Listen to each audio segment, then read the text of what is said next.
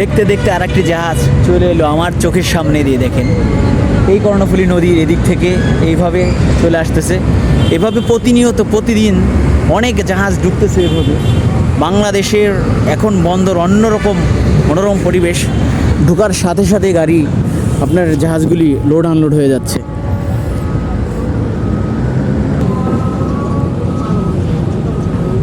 এভাবে লোড হয়ে যাচ্ছে, মানে এই দেখেন কি দ্রুত। এই যে জাহাজটা এখানে কালকে একটা ছিল, এটা আনলোড করে চলে গেছে, তো আজকে আবার আরেকটা লাগাইছে। 3 ক্যারেন একসাথে কাজ চলতেছে। ওই যে ক্যারেন টু ক্যারেন কী সুন্দর করে মালগুলি নামিয়ে ফেলতেছে চোখের পলকে। এই যে আরেকটা জাহাজ চলে আসছে, কন্টেনার, অনেক কন্টেনার, হাজার হাজার কন্টেনার নিয়ে ওরা চলে আসে।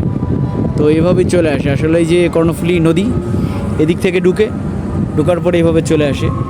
ক্যারেনের কোনো শেষ নেই, প্রচণ্ড জাহাজ, বন্দরের ভিতরে হাজার হাজার ক্যারেন, সুন্দর মনোরম পরিবেশ, সাথে সাথে আনলোড হয়ে যাচ্ছে। আগে এরকম সুন্দর পদ্ধতি ছিল না।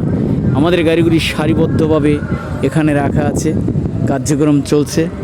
জাহাজ একটার পর একটা আসতেছে, লোড আনলোড হচ্ছে, একটা চলে যাচ্ছে আর একটা চলে আসতেছে। ওই একটা জাহাজ দেখা যাচ্ছে মেন জিটি, ওটা বেরিয়ে গেছে। ওটা বেরিয়ে যাওয়ার পরে এই যে আবার আর একটা ঢুকতেছে, ওখানে লেগে যাবে। বিভিন্ন ধরনের মাল, এগুলো শুধু কন্টেনার, বিভিন্ন জায়গা থেকে বিভিন্ন দেশ থেকে আসছে। বন্দরের কন্টেনারগুলি এভাবে নেমে যাবে।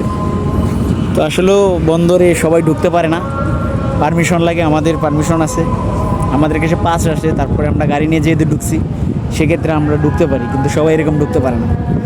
কী সুন্দর নদী, নদীর পাশে জাহাজের উপরে দাঁড়িয়ে আছে, সেই রকম সুন্দর দৃশ্যটা অন্যরকম।